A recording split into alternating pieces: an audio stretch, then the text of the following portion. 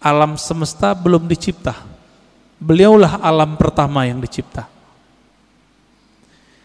Oleh karena itu dalam kalam-kalam ilhami yang didapat oleh ulama-ulama kita, ada dialog Allah Subhanahu wa taala dengan dirinya. Beberapa ulama mengatakan ini hadis. Saya teliti, ini bukan hadis yang bersambung. Ini hanya kalam-kalam ilhami. Apa kata Allah Ta'ala? Kuntu kanzan makhfiyan. Aku adalah perbendaharaan yang tersembunyi.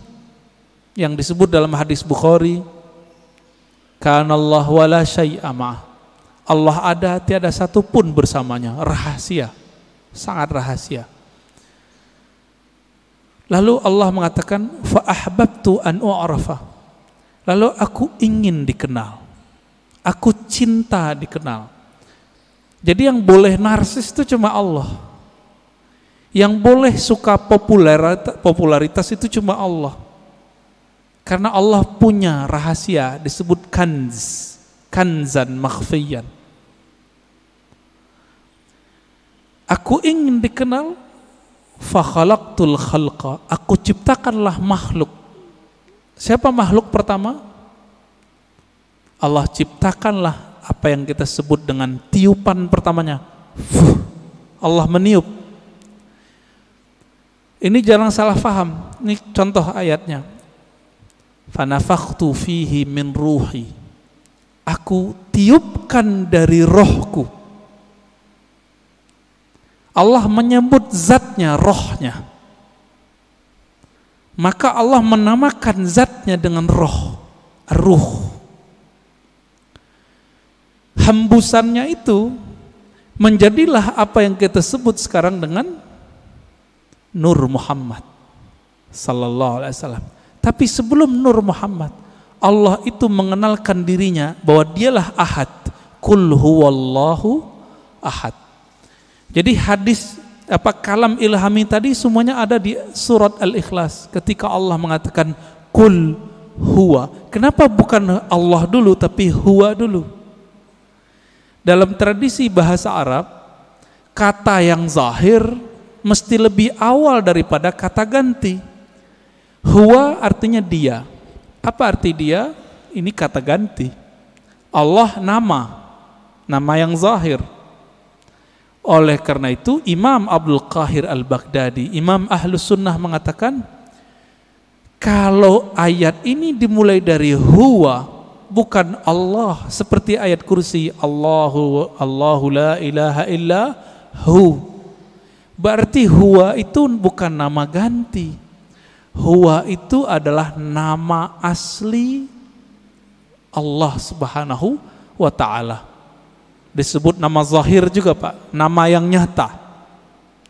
Huwa itu bahasa Arab artinya dia. Bapak kalau sebut dia dalam bahasa kita, maknanya mirip dalam bahasa Arab.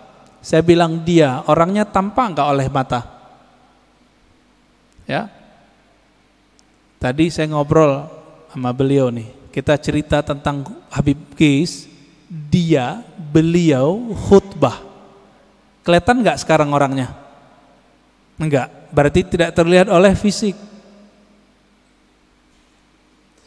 Maksud dari kata dia, Allah itu tidak bisa dicapai oleh pandangan fisik, pendengaran fisik, semua yang berkaitan dengan indrawi. Itulah makna huwa. Oleh karena itu ulama kita yang ahli qalbu sepakat huwa nama Allah. Jadi jangan heran nanti ketemu kiai-kiai Betawi lama, kiai-kiai Banten, kiai-kiai Jawa lama, kiai-kiai Sumatera, mereka berzikir hu Allah. Ya, hu itu surat Al-Ikhlas itu Pak. Bukan bid'ah, diambil ayat itu huwallah. Bid'ah enggak tuh? Ngambil dari surah Al-Ikhlas kok. Ya, kalau ada sahabat kita yang mengatakan bid'ah, mungkin pensyarahan ini belum sampai kepada beliau. Kitab-kitab mengenai ini banyak. Al-Ibda ya, fi Madaril Ibtida, itu menjelaskan perdebatan ulama tentang zikir hu boleh atau tidak. Setelah dibid'ahkan oleh Ibnu Taimiyah, dibalas oleh yang lebih senior oleh Ibnu Taimiyah, namanya Ibnu Athaillah Sekandari. Finalnya itu boleh, bahkan disyariatkan, masyru', begitu bahasa Arabnya. Jadi jangan terjebak di situ. Huwa itulah yang disebut kanzan makhfiyan, perbendaharaan yang tersembunyi. Coba lihat Bapak Saudara makan Allah. Allah itu dalam surat Thaha berkata kepada Sayyidina Musa, "Hei Musa, innani anallah." Masih ingat? Ayat 14. Surat 20 ayat 14.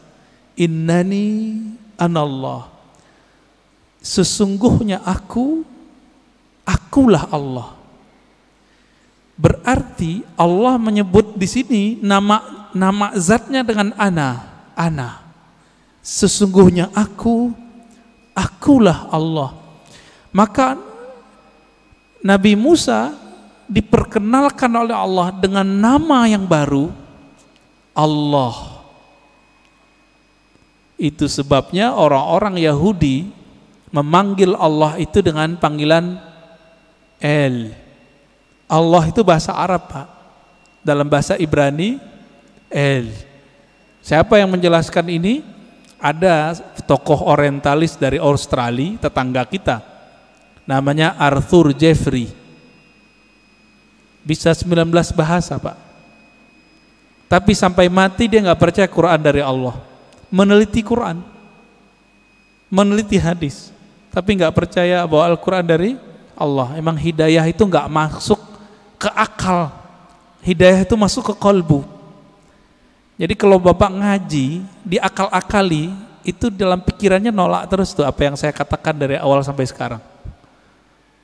Maka kalau ngaji, jadikan akal itu tunduk kepada kolbu. Kolbu itu mainnya dengan rasa. Rasa yang dipakai oleh kolbu berbeda dengan rasionalitas yang dipakai oleh akal. Banyak ya. Teman kita nggak pernah merasakan khusyuk, dia bilang mustahil khusyuk. Dia nggak pernah coba, dia bilang nggak ada. Ya, sama kayak orang nggak menikah, nggak tahu nikmatnya malam pertama, dia bilang nggak ada tuh nikmatnya nikah. Mirip-mirip begitulah kira-kira. Bapak Ibu Saudara makan Allah. Jadi ketika disebut huwallah, huwa itu adalah perbendaharaan yang tersembunyi. Lalu Allah mengenalkan dirinya menjadi Allah. Nah, proses dari huwa ke Allah ini panjang.